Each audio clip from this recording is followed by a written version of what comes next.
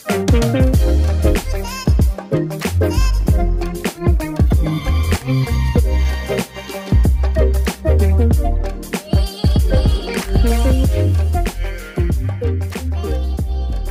Game of pharma.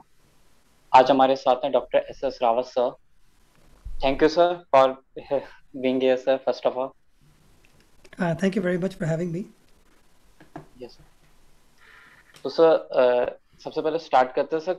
कोविड-19 की second wave जो sir India में फॉर्म हुई, उसके पीछे सर आपको क्या लगता है, what is the reason sir? हाँ तो जो सेकेंड वेव हुई है उसमें जो रीज़निंग है उसका रीज़न तो हमारा बिहेवियर ही है, हमारा कलेक्टिव बिहेवियर। जनरली स्पीकिंग हम दुनिया में कहीं भी देखें जहाँ पे हमने कोविड अप्रोप्रिएट बिहेवियर्स किए हैं, social distancing, wearing mask, hand hygiene, वहाँ पे नंबर्स कंट्रोल में रहे हैं। और जहाँ पे वो चीज़ें कम हो जाती हैं वहाँ पे वायरस फैल जाता है। I think what also happened was the vaccines came out. Perhaps we became a bit complacent. मगर ये चीज़ हम शायद भूल गए कि हमारी बहुत बड़ी जनसंख्या है, जबकि हम 1 मिलियन वैक्सीनेशंस के आसपास कर रहे हैं। That is still probably 10-13 times less than China for example. और to cover our entire population or at least significant amount of population जिसके लिए हमें हर्ड इम्यूनिटी हो जाए, उसमें काफ़ी टाइम लगेगा, शायद साल के आखिर तक लग जाए। तो those were the factors mainly. Lack of COVID appropriate behavior would be the biggest factor. उसके ऊपर जो वेरिएंट्स आए हैं, certainly they are more transmissible, so that also contributed. Okay sir. Sir but sir जो कोविड-19 की जो सेकेंड वेव थी sir, वो बहुत according to first wave India में बहुत ज्यादा ट्रांसमिशन हुआ सर, उसका बहुत ज्यादा स्प्रेड हो रहा था सर। और बाय लोकल एरियाज ही नहीं सर, अर्बन एरियाज ही नहीं, वो रूरल एरिया में भी इंडिया में पहुंचा सर। तो उसके पीछे क्या लगता है सर आपको? हाँ तो main same kind of factors, जैसे हमने देखा कि अगर हम स्पेसिफिक्स पे ना जाएं, पर अगर कहीं पे एक मेला हो रहा है जहाँ पे पूरे देश से लोग जा रहे हैं, तो फिर जब वो वापस जाएंगे तो वो सब अपने अपने गांव, अपने अपने छोटे शहर जाएंगे और वैसे वायरस फैलेगा। Same applies to political rallies. जब पॉलिटिकल रैलीज होती हैं तो जनरली ऐसे नहीं होता कि कोलकाता की रैली है तो सिर्फ कोलकाता के लोग हैं, वो पूरे क्षेत्र के लोग अपने छोटे गांव कस्बे से आते हैं अपनी पार्टी को सपोर्ट करने के लिए, और उसके बाद मिक्स करते हैं, वायरस फैलाते हैं और फिर वापस अपने गांव जाते हैं। तो that's how it all happened. Also जब लगता है कि लॉकडाउन होने वाला है, जो हमारे माइग्रेंट लेबर फोर्स हैं, फिर वो सब के सब बेचारे बसें पकड़ पकड़ के फिर अपने गांव जाते हैं, and that's how it spreads to the small villages and towns. Yes sir. Sir कोविड-19 से सर एक और फंगल इन्फेक्शन का जन्म हुआ, लोगों को ऐसा लग रहा है, बट वो शायद एनवायरनमेंट में पहले से था, म्यूकोरमाइकोसिस सर। उसके बारे में सर क्या थॉट्स हैं सर आपके? हाँ तो म्यूकोरमाइकोसिस के बारे में it's a big problem, because Mucor हम जानते हैं कि काफ़ी रफली 50% मोर्टेलिटी है म्यूकोरमाइकोसिस की, which we must remember is more than COVID-19. COVID-19 की probably 1 to 2% मोर्टेलिटी है ओवरऑल। तो अगर हम किसी को COVID-19 के बजाय म्यूकर दे दें तो that is probably more dangerous than Covid itself. कुछ चीज़ें की ध्यान रखना बहुत ज़रूरी है। मैंने गिनती करनी बंद कर दी है, पर मैंने 300 से ऊपर केसेस डायरेक्टली ट्रीट किए हैं कोविड-19 के। और अगर आप मेरा प्रोटोकॉल देखें तो कुछ चीज़ें हैं जो मैं नहीं करता। फर्स्ट वीक में मैं एंटीबायोटिक्स नहीं यूज़ करता, और मैं अक्सर देखता हूँ कि ब्रॉड स्पेक्ट्रम एंटीबायोटिक्स डे 1 से दे जाते हैं एक वायरल कंडीशन के लिए। स्टेरॉइड्स भी मैं कभी यूज़ नहीं करता फर्स्ट वीक में। ऑफ कोर्स अगर कोई हाइपोक्सिक हो जाए, किसी का ऑक्सीजन 94% से कम हो जाए फर्स्ट वीक में, मतलब उनको बहुत ही एग्रेसिव फॉर्म ऑफ कोविड-19 है, तो उनको हॉस्पिटल बेड ढूँढना पड़ेगा, उनको स्टेरॉइड्स, ब्लड को एंटीकोगुलेंट्स के साथ में उनको रेमडेसिविर वगैरह सब ज़रूरत पड़ेगी। मगर अगर आप हाइपॉक्सिक नहीं हो पहले वीक में तो स्टेरॉइड्स का कोई रोल नहीं है। इनफैक्ट उससे आपका शुगर भी बढ़ेगा, ब्लड प्रेशर बढ़ेगा, इम्यूनिटी कम होगी, एंटीबॉडी रिस्पॉन्स कम होगा, और ये सब अपॉर्चुनिस्टिक इन्फेक्शन इंक्लूडिंग म्यूकरमाइकोसिस का रिस्क बढ़ेगा, पर्टिकुलरली अगर शुगर बढ़ा हो। ये high raised sugar combined with steroids combined with जो एक नेचुरल इम्यूनिटी जो कम होती है कोविड-19 में, क्योंकि हम देखते हैं न्यूट्रोफिल टू लिम्फोसाइट काउंट बढ़ जाता है, लिम्फोसाइट लेवल्स कम हो जाते हैं। आपकी जो इनेट इम्यूनिटी होती है उसमें आपके काफ़ी parameters they are reduced, CD8 cells, CD4 cells, their action is reduced. तो एक नेचुरली आपकी इम्यूनिटी कम होती है कोविड-19 में।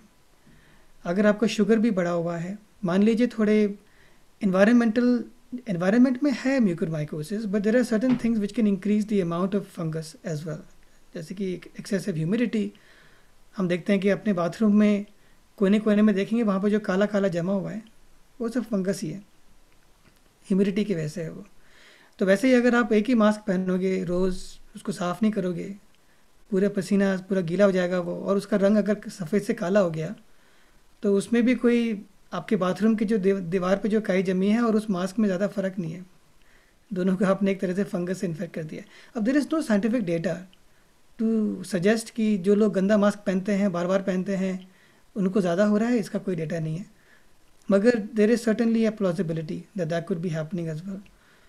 और साथ में इन सब सिचुएशंस में जहाँ पे हाइजीन थोड़ी कम है, शुगर बढ़ा हुआ है, कोविड की वजह से आपकी इम्यूनिटी घटी हुई है, फिर आपने अगर स्टेरॉइड को भी, अच्छा चौथी चीज़ मैं कहूँगा एंटीबायोटिक्स, आपको ब्रॉड स्पेक्ट्रम एंटीबायोटिक्स मिल रहे हैं और फिर आपने स्टेरॉइड को, पांचवें फैक्टर को आपने उस मिक्स में डाल दिया, तो फिर मामला बिगड़ जाता है, फिर म्यूकरमाइकोसिस की रिस्क काफ़ी बढ़ जाता है।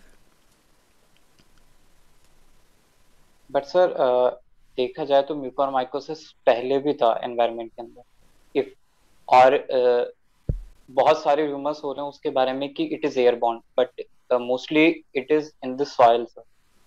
सो इस पर क्या कहना सर आप? हाँ बिल्कुल, म्यूकोरमाइकोसिस पहले से भी रहा है, हम पूरे इन्वायरमेंट में, सॉइल में, हर तरफ है, पहले से ही है। इन्वेसिव फंगल बट इन्फेक्शंस में it is the third most common, Candida और एस्पेजिलस के बाद म्यूकर म्यूकर का नंबर 3 पे आता है, but it is not nearly as common as we are seeing right now. इससे पहले जो हम केसेस देखते थे, इवन अगर आप एम्स के जो टॉक्स हो रहे हैं म्यूकोरमाइसिस के ऊपर, अगर उसको सुनेंगे तो they were seeing few cases per year, now they are seeing hundreds per day, so the number has really shot up for this condition. Because sir पहले ऐसा था कि कुछ किसी ने किडनी ट्रांसप्लांट कराया, स्टेम सेल ट्रांसप्लांट कराया, वो ज्यादा इसके कांटेक्ट में आ रहे थे। बट अब क्या हुआ कि कोविड-19 की वजह से शायद इम्यूनिटी कम हो गई। It is the one of the major reason for this. Absolutely, जैसे मैंने कहा 5 चीज़ें, लैक ऑफ इम्यूनिटी जो कोविड के वजह से होती है, broad spectrum antibiotics, raised sugar is probably the one of the biggest ones because 90 to 95% of those cases are diabetic or have raised sugars. फिर उसके अलावा फिर स्टेरॉयड यूसेज, स्टेरॉयड यूसेज के अलावा IL-6 इनहिबिटर्स, जैक-स्टैट इनहिबिटर्स, जो भी आपको broad immune suppression करेंगे, चाहे वो टोसिलिजुमैब हो या साइरिलुमैब हो या बैरिसिटिनिब हो, जो भी आप ब्रॉड इम्यून सप्रेशन करेंगे, these are often life saving drugs, इसमें कोई शक की बात नहीं है, but they can also increase risk of this condition, this complication. और ऐसे नहीं है वो कॉम्प्लिकेशन हॉस्पिटल में होता है, often it can happen 1 or 2 weeks after hospital discharge. ये पेशेंट्स ऑफ्टन कोविड से ठीक हो चुके होते हैं, वापस घर पहुंच चुके होते हैं, और फिर उनको सिम्टम शुरू होते हैं।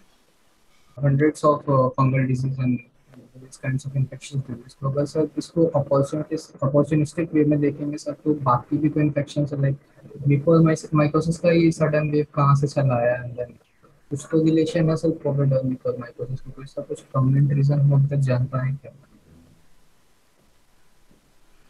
हाँ, तो इट्स प्रॉब्ली 2 थिंग्स, एक तो हम ब्रॉड स्पेक्ट्रम एंटीबायोटिक से ज़्यादातर बैक्टीरियल इन्फेक्शंस को प्रॉबली कवर कर लेते हैं, तो फिर बचता है फिर फंगस ही है। और उसके अलावा जो भी एक इम्यून डेफिशिएंसी होती है, चाहे वह HIV हो, उसमें CD सेल्स, स्पेसिफिक टाइप के सेल्स इफेक्ट होते हैं, तो उसमें हम देखते हैं mycoplasma infection, toxoplasmosis, CMV infection. जिस तरह की इम्यून डेफिशिएंसी होती है, फिर उसका एक पर्टिकुलर टाइप का सेकेंडरी कॉम्प्लिकेटेड इन्फेक्शन बनता है। तो जिस तरह का पैटर्न है, जैसे कि मैं जब अपना Day 7 असेसमेंट के बाद रिस्क ट्रियाज करता हूँ, I look at the NLR ratio.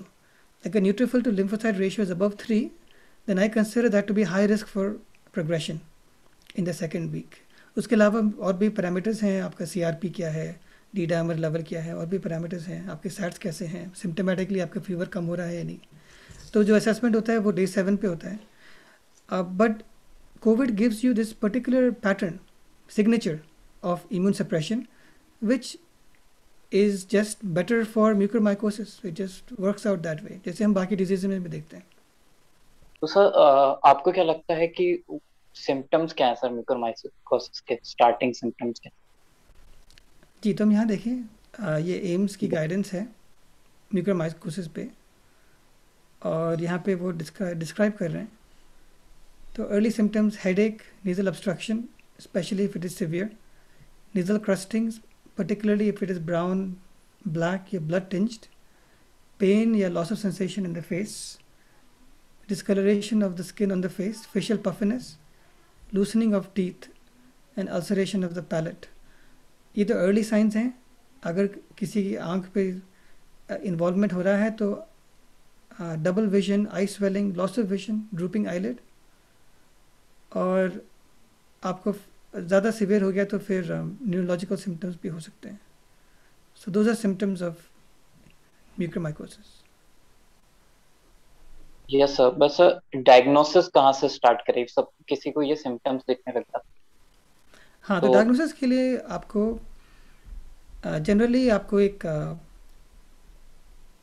Diagnostic check करना पड़ेगा। आपको डॉक्टर जो है वो स्वाब लेगा, जनरली वो माइक्रोस्कोप के नीचे भी देखते हैं अगर उनको टिपिकल हाइफे दिख जाए म्यूकोरमाइकोसिस वाले, और अगर हाइफे ना, और and they can start treatment with amphotericin या posaconazole based upon the microscopic visible, और उससे की फ़ायदा ये है वो बहुत जल्दी हो जाता है माइक्रोस्कोपिक एनालिसिस। अदरवाइज उसको कल्चर भी कर सकते हैं और you can wait for the culture to come back, but generally that can take a bit longer, and with this condition you really have to be very quick, because treatment is not amphotericin and posaconazole. Treatment ultimately is surgical debridement. जो amphotericin और posaconazole है वो supportive therapy है। तो ये सोचना कि mucormycosis सिर्फ दवाइयों से ठीक हो जाएगा, it is very unlikely. It's invasive and rapidly spreading condition which invades the blood vessels. तो सर्जिकल डिब्राइडमेंट करना बहुत ज़रूरी होता है इस कंडीशन में। तो जनरली एक मल्टी डिसिप्लिनरी टीम होती है जिसमें max fax surgeons, ENT surgeons, dental surgeons, ENT surgeon, ये सब लोग साथ में मिलकर काम करते हैं उसको ट्रीट करने के लिए। ओके सर, बट इसके अंदर सर ये भी तो आता है कि मतलब जहाँ पे ट्रीटमेंट स्टार्ट होता है वहाँ पे डॉक्टर्स के आवर्स बहुत चाहिए sir, because it is a very life threatening fungal disease sir. तो वहाँ पे मतलब जहाँ ब्रेन में पहुंचने के बहुत जल्दी चांसेस होते हैं, या फिर इफ अगर आई में पहुंच गया, इन्फेक्शन पूरा फैल रहा है, तो वहां से उनको आई को रिमूव करना पड़ता है सर। दैट्स राइट, तो time is of the essence. बहुत सारे हॉस्पिटल्स, एम्स ने एक स्पेशल वार्ड खोला है म्यूकोरमाइकोसिस के लिए। जो भी अच्छे सुपर स्पेशलिटी हॉस्पिटल्स हैं, generally they are now opening separate wards where they can have multidisciplinary team rounds for these patients. Okay sir, तो सर डायग्नोसिस पे हम हो गए, हमको डायग्नोस हो गया, तो what is the treatment recommended by the doctors after mucormycosis? Treatment is generally a combination of surgical debridement and using antifungals such as amphotericin B or posaconazole. That is the treatment. Yes sir, but इसकी कोई vaccine भी नहीं बन सकती sir, mucormycosis की कोई कोई vaccine हो इसके ऊपर? आई वुड से इसका सबसे इफेक्टिव वैक्सीन यही है कि अगर किसी को डायबिटीज़ हो, अ, तो वो बहुत वेल कंट्रोल करें डे वन से। अगर आपको कोविड हो जाता है, आपको डे वन से अपनी शुगर बहुत इम्प्रूव करनी है। हो सकता है कि आपको दवाइयाँ बढ़ानी पड़ें, हो सकता है कि आपको कोई दवाएं जोड़नी पड़े, आपको अपने डायबिटीज़ के डॉक्टर से जल्दी संपर्क करना पड़े। Generally speaking, certain drugs are probably better and quicker. As an example, DPP4 inhibitors जैसे linagliptin is quite safe with COVID-19. आप सल्फोनाल यूरिया भी यूज़ कर सकते हो अगर जल्दी शुगर कम करना है, such as glyburide can be used to bring sugar down. Certain other drugs are slower and they can cause complications. For example, metformin अगर हम बढ़ा रहे हो, अगर पहले से हो उसको बंद नहीं करना चाहिए। पर अगर पेशेंट अगर हाइपोक्सिक हो जाए तो एसिडोसिस का रिस्क है मेटफॉर्मिन के साथ। अगर वो जार्डियंस या एम्पाग्लिफोजिन उस टाइप के ड्रग पे है, तो उसमें डिहाइड्रेशन का भी रिस्क होता है विद एडवांसिंग शुगर। तो it's very important to get in touch with your doctor quickly, जो आपकी शुगर को मैनेज कर रहा है, and get on top of your sugar. Ultimately सबसे बेस्ट वैक्सीन अगर बोलेंगे, मतलब prevention is is is this. अगर मैं आपको अपना प्रोटोकॉल दिखाऊं जो मैं यूज़ करता हूँ कोविड ट्रीटमेंट करने के लिए, डे 7 पे I do a risk assessment. उस रिस्क असेसमेंट में फिर डिसाइड करता हूँ कि आपके लिए स्टेरॉइड्स और एंटीकोगुलेंट्स यूज़ करने हैं या नहीं। तो if I just quickly move down to that, तो ये ब्लड टेस्ट होते हैं, फिर एक रिस्क असेसमेंट होता है, और फिर मैं डिसाइड करता हूँ कि आपको, तो मैंने उसका नाम दिया है 234S ट्रायाज। 234 का मतलब अगर आपका D dimer blood clotting 2 times above range है, NLRP 3 टाइम्स अबव रेंज है, और CRP अगर 4 टाइम्स अबव रेंज है, 234, then in my mind that is a higher risk. तो उसके अलावा फिर S stand for sugar. Sugar का उल्टा है, मगर जहाँ पे 234 से मुझे लगता है कि स्टेरॉइड्स और एंटीकोगुलेंट्स मूव कर देने चाहिए सेकेंड वीक में, शुगर का उल्टा है। If the sugar is high then I have to be even more careful about using steroids. तो उसमें मैं अक्सर क्या करूँगा, I will use a western style policy कि जब तक 94% ऑक्सीजन नहीं गिरता तब तक I would be very careful not to use steroids. In fact I might use other non steroidal anti inflammatories, जैसे कि जो NLRP इन्फ्लामाजोम पाथवे इनिबिटर्स हैं, colchicine, mefenamic acid. I would use those instead of steroid because I would try very hard not to raise the sugar even further. And these are all ways in which we can try to minimize the risk of mucormycosis. उसके अलावा unnecessary antibiotic use नहीं करना। जैसे कि हमारे protocol में doxycycline के बारे में लिखा है, पर डॉक्सीसाइक्लिन मैं सिर्फ ऑन एवरेज अबाउट 10% पेशेंट्स में यूज़ करता हूँ, और उनमें जिनका स्प्यूटम हरे रंग का या ब्राउन कलर का हो, या मैं उसमें सेकेंडरी निमोनिया को सस्पेक्ट कर रहा हूँ।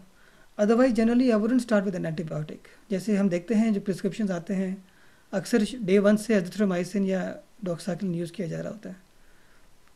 हम कोई भी गाइडेंस देखें, अगर आप यहाँ पे एम्स की गाइडेंस देखें, अगर आप सिंड्रोमिक गाइडेंस देखें एम्स की, तो माइल्ड डिजीज़ में कहीं भी एंटीबायोटिक्स का मेंशन नहीं है।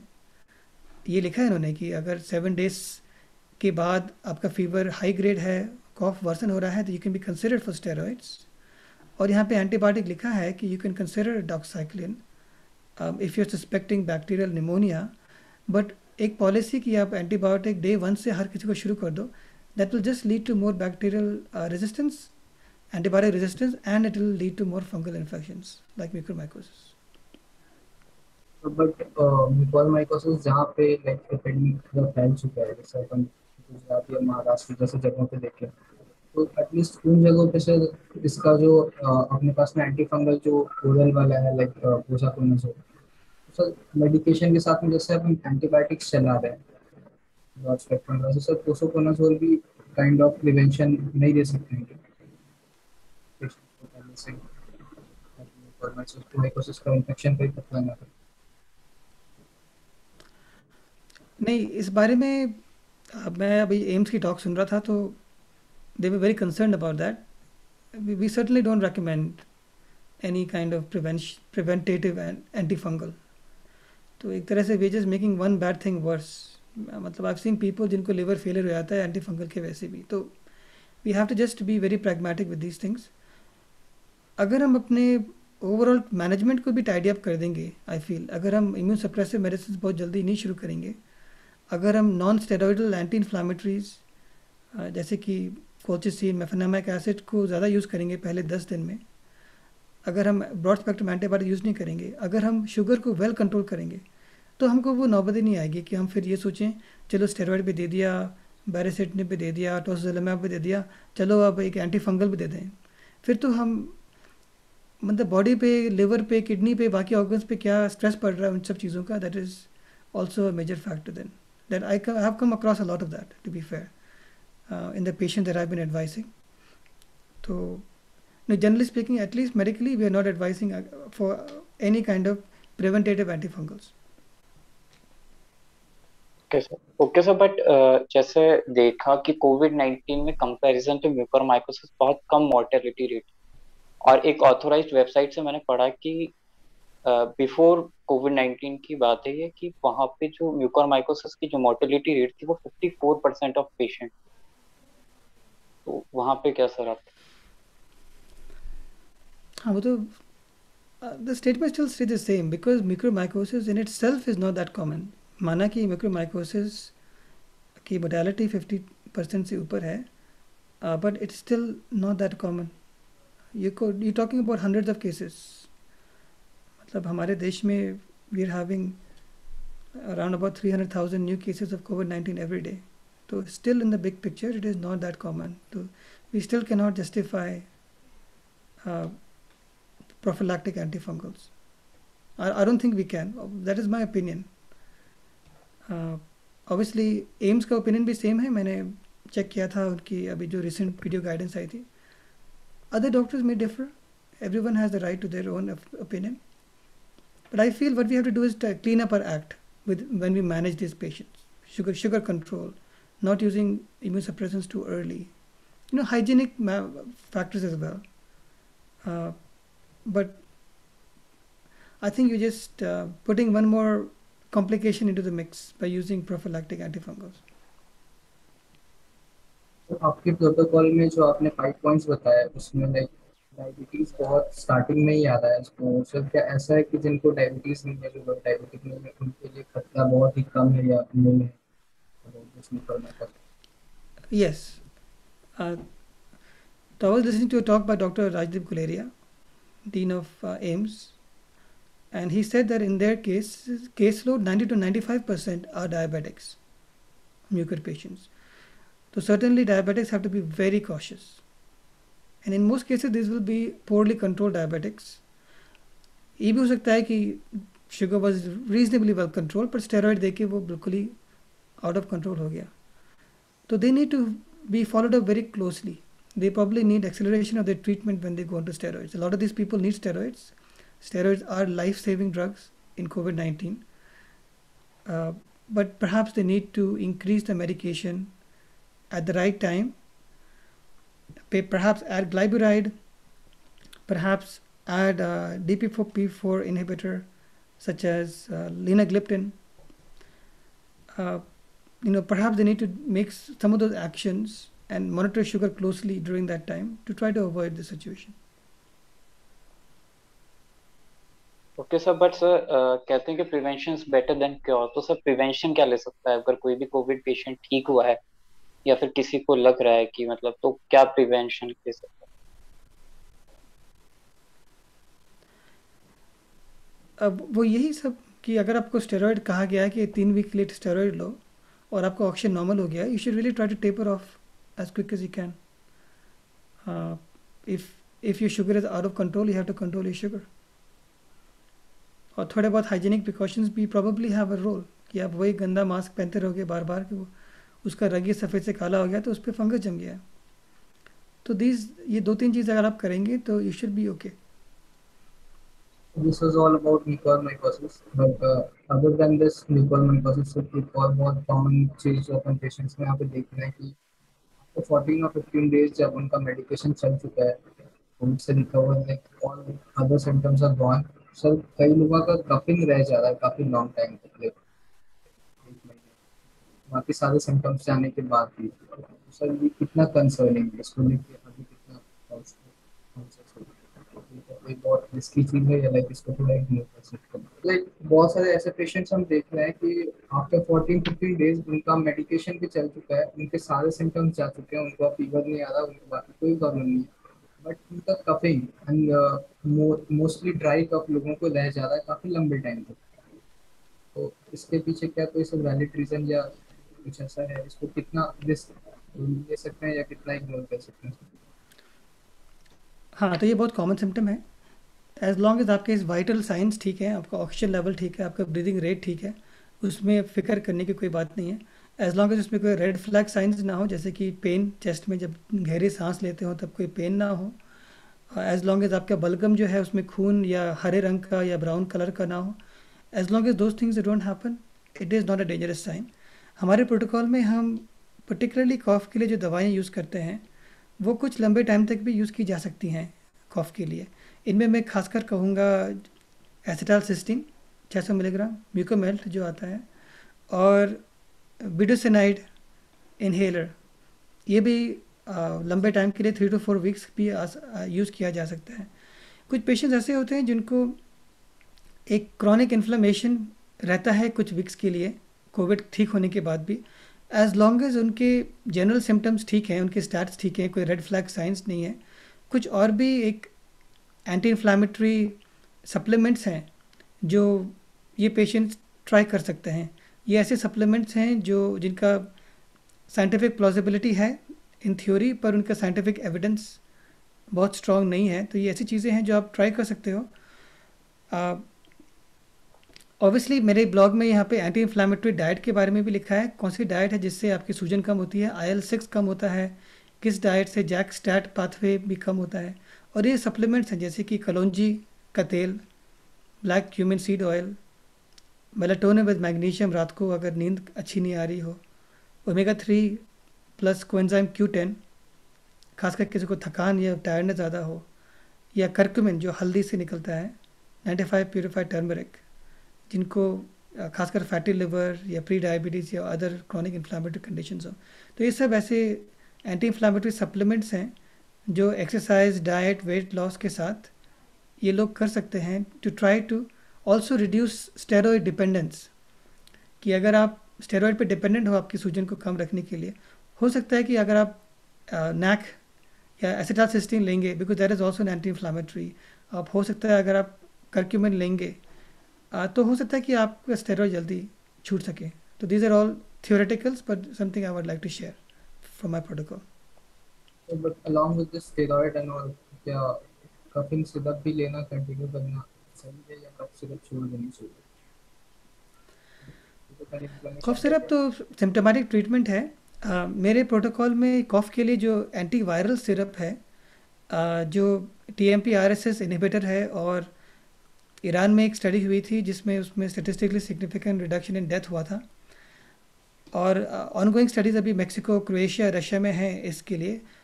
और इंटरेस्टिंगली ये मेडिकेशन एक आयुर्वेदिक पौधा है, आथुतादा वासिका नाम है उसका, उसमें से निकला है। तो ये हज़ारों साल से कॉफ़ के लिए यूज़ किया जा रहा है, मगर इंडिया में इसकी अवेयरनेस बहुत कम है। उसका नाम है ब्रोमहेक्सिन।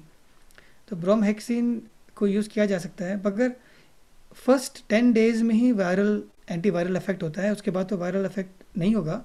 पर अक्सर bromhexine will be given with terbutaline, जो एक ब्रोंकोस्पैज्म को खोलेगा।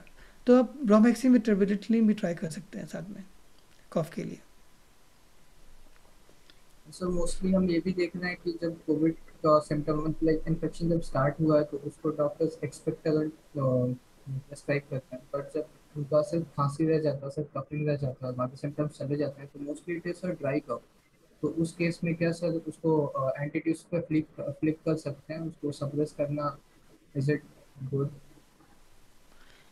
आई वुड प्रेफर कि वो एसिटालसिस्टीन विद ब्यूटिसनाइड यूज़ करें। और कॉफ मिक्सचर अगर यूज़ करना ही है तो my preference would be bromhexine plus minus ट्रेब्यूटलिन।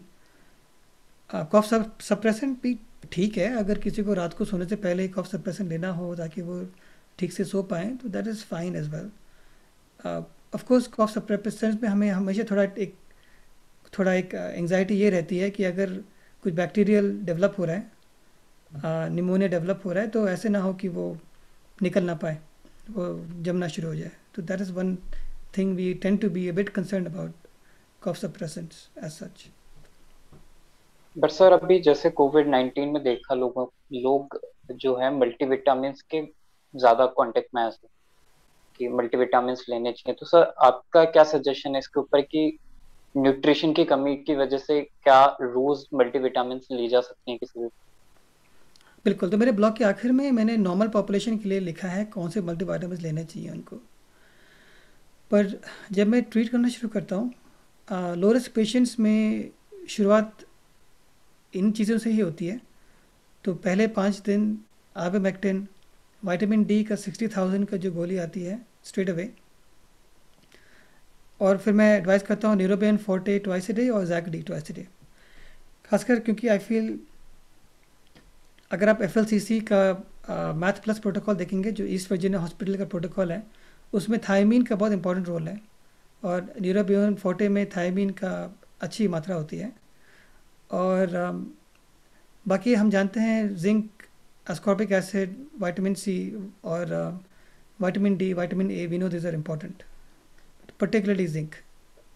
तो ये this is my vitamin protocol early stage के लिए। So one more thing is as we have seen कि सर कोविड के बाद में लाइक कोविड के दूसरे कॉम्प्लिकेशंस में ज़्यादा लाइक कई लोगों को किडनी डिसऑर्डर्स हो रहे हैं, हार्ट डिसऑर्डर्स हो रहे हैं, sir mostly not only in India, over the all over the world sir heart disease is very common. तो सर कोविड के दौरान किसी का ट्रीटमेंट चल रहा है तो उसको हार्ट से रिलेटेड कोई प्रॉब्लम हो, इसका कितना चांसेस है, कितना कंसर्न है सर? हाँ, तो कोविड, हम एक चीज़ बहुत क्लियर हो गया है, Covid is more of a circulatory problem than a respiratory problem. शुरुआत में हमको लगा था कि asthmatic, COPD patients, interstitial lung disease, all these patients will be at higher risk of COVID complication, and it turned out to not be true. Now, part of it might have been because they were already on steroid inhalers, budesonide and all. That might be the reason why they didn't do so badly. Luckily, strangely, even smokers did not do so badly. हमको लगा था कि smokers will be more afflicted, and that turned out to not be the case. Sir जो Covid 19 के चल रहा है बहुत बूम पे कि थर्ड वेव आने वाला है सर, तो आपको क्या लगता है सर थर्ड वेव के बारे में, कि प्रिवेंटिव है या फिर इंडिया में उसका असर दिखेगा? देखो, थर्ड वेव का ऐसा है कि ultimately vaccination is the most important thing. जितने जल्दी हम वैक्सीनेशन बढ़ा पाएंगे, अभी मैं पढ़ रहा था, NDTV पे आ रहा था न्यूज़ की चाइना का जो वैक्सीनेशन रेट है हमसे 15 गुना तेज़ है। जितने हम एक दिन में वैक्सीनेट कर रहे हैं उससे 15 गुना ज़्यादा चाइना वैक्सीनेट कर रहा है एक दिन में। जो वैक्सीन की रेस में आगे निकलेगा उसका अगला वेव जो है वो प्रिवेंट हो जाएगा। It is as simple as that. Vaccine से ज़रूरी नहीं है कि आपकी बीमारी पूरी तरह से प्रिवेंट हो जाए, मगर सीवियर डिजीज़ कम हो जाएगी। इट इज़ लाइकली कि थोड़ा ट्रांसमिशन भी कम हो। In any case, third wave होगा नहीं होगा, कितना ज़्यादा होगा, उसका अल्टीमेटली सबसे ज़्यादा रिलेशन वैक्सीनेशन से ही होगा। देखिए, ह्यूमन बिहेवियर को तो हम इतना मॉडिफाई कर भी नहीं पाएंगे, हम जितना भी चाहें। Human behaviour is not very easy to modify, तो we probably have to really focus on vaccination. तो थर्ड वेव के बारे में एक और चीज़ हम सुन रहे हैं कि it is going to affect the child too much.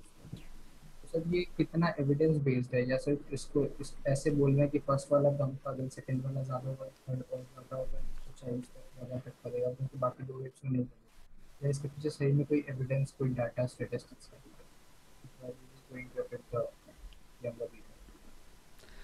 अभी एविडेंस तो जब वो होगा तभी जाके एविडेंस बनेगा, अभी तो नहीं है। मगर अगर आप वायरल एवोल्यूशन देखें तो एक प्लॉजिबल साइंटिफिक थ्योरी है, जब भी हम वायरस के ऊपर स्ट्रेस डालते हैं, immune stress, immune challenge, then it has to mutate in such a way as to escape that. तो दुनिया भर में देखा गया है कि क्योंकि एल्डरली लोगों को पहले वैक्सीनेट किया गया, फिर जो आगे जाके स्ट्रेन्स आए, they had to be more capable of infecting younger people, and that's why.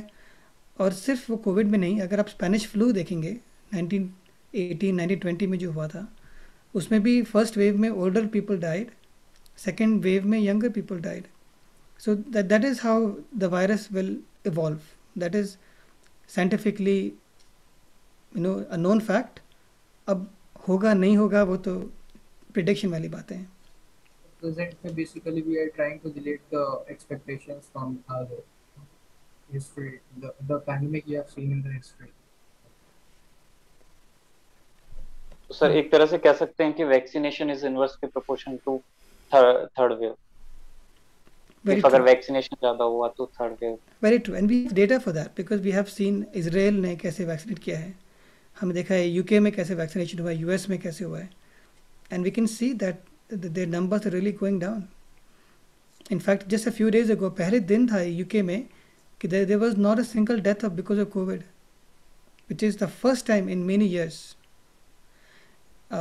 और उन्होंने कोविशील्ड जो वैक्सीन है एस्ट्राजेनेका, जिसका बहुत थोड़ा एक नाम खराब भी हो गया बीच में, blood clots and all that, but even using possibly a less efficacious and slightly riskier vaccine which is the AstraZeneca Oxford Covishield vaccine, because they managed to vaccinate over 50% of their population, they have got excellent results for their population wide. So vaccination is the way out, no doubt about that.